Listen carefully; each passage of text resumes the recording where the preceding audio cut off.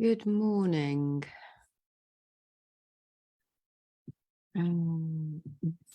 Just want to check I'm in the right place. I am answering my question of the week. It's Charlie Wall here. Hello. I hope that you are all good today. I have a question, but I just want to make sure that I'm in the right place on Facebook.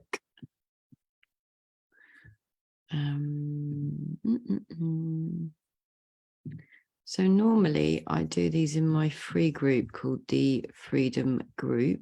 But today I want to start doing them on my actual page. So just bear with me. I came on and then my dog was wanting to leave. Good. Hopefully that's oh, sorry. I'll get there in the end. Right. Welcome. I have had a question this week about insecurity, basically, and it's quite a long question, so I will read it out to you. I'm assuming you might be able to see it. Yes, I think you can see it on the page. If not, I'm going to read it out anyway. So lady in question, I'm not sure if she wants to remain anonymous or not, so I'm just going to keep it anonymous. What steps can I take to stop needing external validation? I don't just ask one person, I ask many. Should I go for the interview? Should I buy something from that shop or the other one? Should I ask that person if they like me? Should I stay? Did I say the wrong thing? What also confuses me is that after I have received opinions from others, I am still not always happy or any closer to making a decision. I will over-explain my decision to others with the need for them to tell me I've made the right choice. I know lots of people like this, so you're not alone. I am aware I do it and I try to stop, but I end up asking someone a day later or even a month after the fact. I get very upset with myself about this need and can see that over many years, I've not made the right decisions for me, but for others. Why does someone else's opinion of my choices matter so much to me? So thank you for the question. And I think the basis of that is you're feeling insecure, you constantly ask other people for their opinion, and you don't feel secure enough in your own self to trust yourself. This is literally and very simply about trusting yourself. Trusting yourself. Like, it's not anything that people, in my opinion and in my experience, have been taught how to do. So the reason people do this, they don't trust their own knowing. They second guess their knowing. This comes from a place of deep insecurity, anxiety often, because we care, our ego cares what other people think, rather than trusting ourselves, being okay in our own self, and not actually caring what anyone else thinks, because ultimately that doesn't actually matter. So getting annoyed with yourself for being like this is not going to be a good place to see it in a different light or see it with the kindness that it deserves, because what you're actually crying out for and what you need and what you're asking for is to be seen, is to be heard, is to be validated, is to be loved, is to be accepted. And that is sort of obvious by the fact that you're constantly putting it out there for other people to sit and give you their opinion, but it will always and only be based on the lens through which they see the world, right?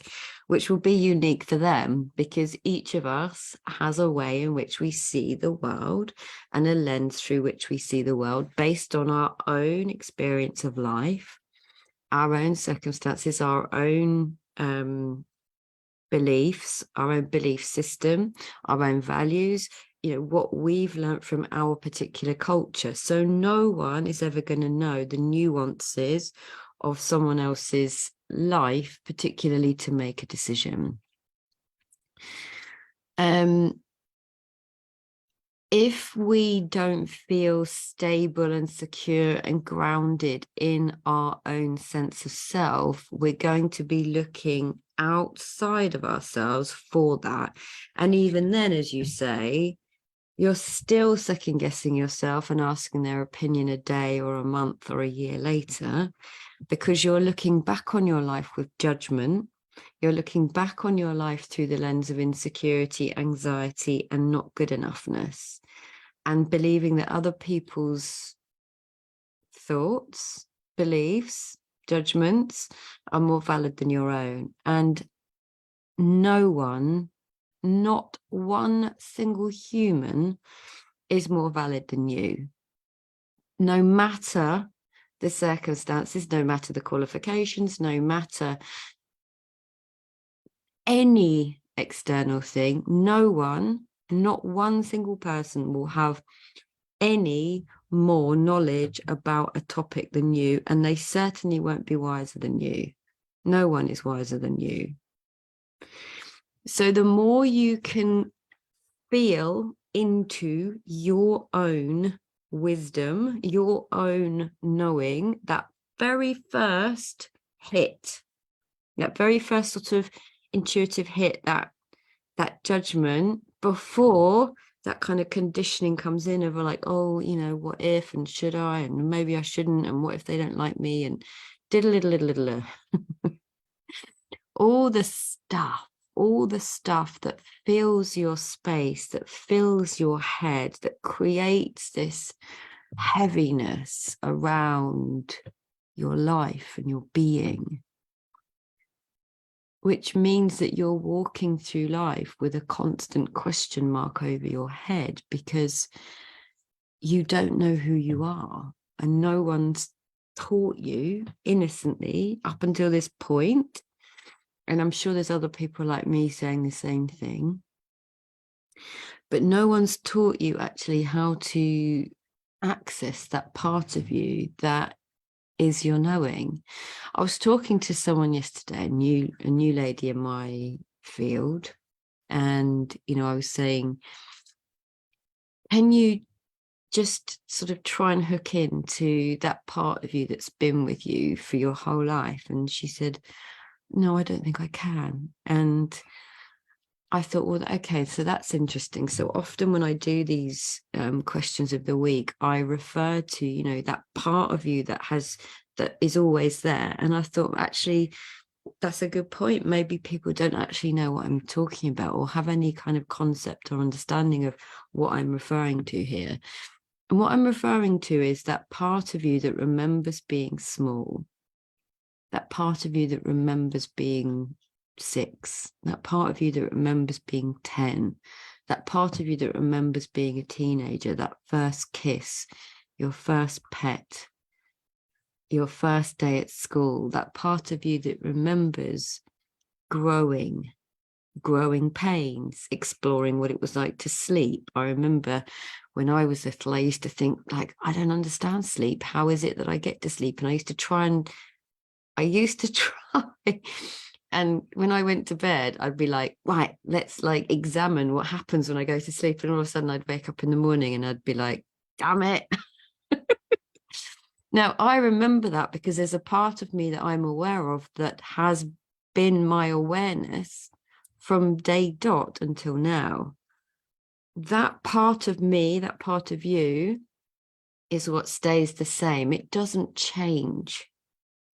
Now, you might get wiser, you might have more knowledge, but that part of you essentially doesn't change. And then there's another sort of deeper aspect to that voice that always has your back, that is wiser, that is a wiser part of you that tends to kind of come out when there's silence. Now, the problem is that most people don't have access to silence. They wake up and put the radio on or the TV on.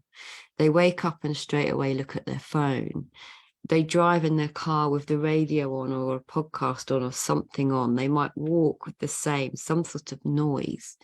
They may go to sleep in, they may go to sleep in the afternoon. They may have children, going here, there, and everywhere. So space and the silence is not something that is programmed and conditioned into us. But there in that place, if you can just make space for that, you'll hear the quieter whisper of a deeper part of you that's always been there. And that part of you that's always been there is unchangeable. It hasn't changed. You have changed. You have grown. Your body has changed. Your hairs have changed. Your nails have changed. Your being has changed. Your environment's probably changed. Your family's probably changed. Your clothes have probably changed. Your psychology's probably changed. Everything else is changeable. That part of you that's inside, that is the awareness of all of that, that knows,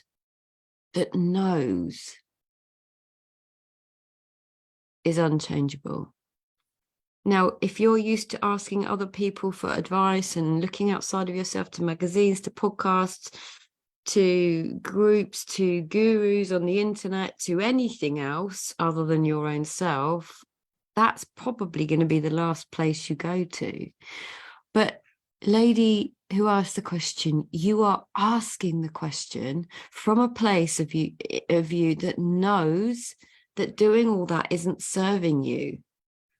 So there's a part of you that knows that you're doing that, and then you're getting annoyed by that, which is adding on a level and a layer of frustration and more anxiety and more I'm not good enough and more if only I could be, etc., which is kind of the same energy.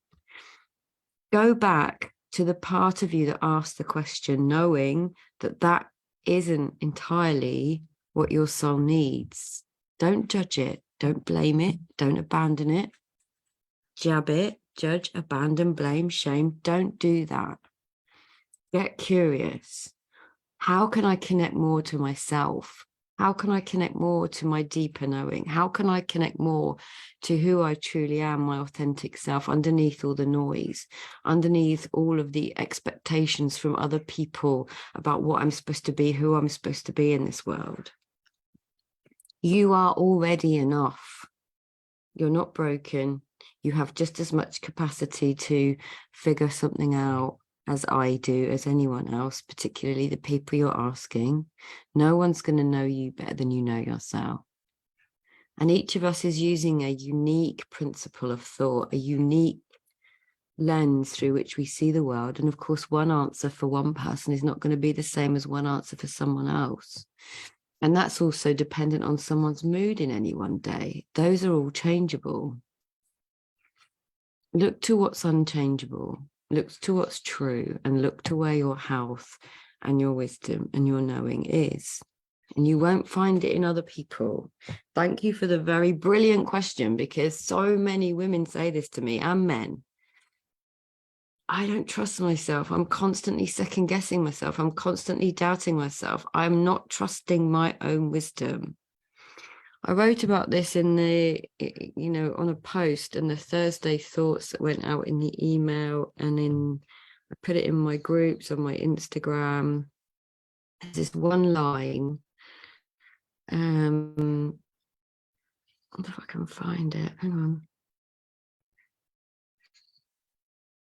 About the feminine in you that hides away. Now, the feminine energy is an energy that's in men and women. This isn't just about women. This is about the energy of it. And I put this as a quote from me. Asked a question, someone asks you a question, the answer comes in an immediate flash, but your knowingness terrifies you. And in a moment, you say, I don't know, convincing yourself that that's true. And that is not true. You do know. And the part of you that knows has asked me that question. You don't need validation from other people. You just need it from yourself. And you need to be okay with what is right now in this moment, in every part of you, in every way that you are. Every single thing is perfect right now for you. And just look, keep looking there. I have to go. Let me know if you have another question for me for next week. If anyone wants to get free coaching and you don't mind it going live on my Facebook community, let me know and we can set up a time. But yeah, it's been another great question today. Thank you. Send them my way if you have any, and I'll see you next week. Ciao.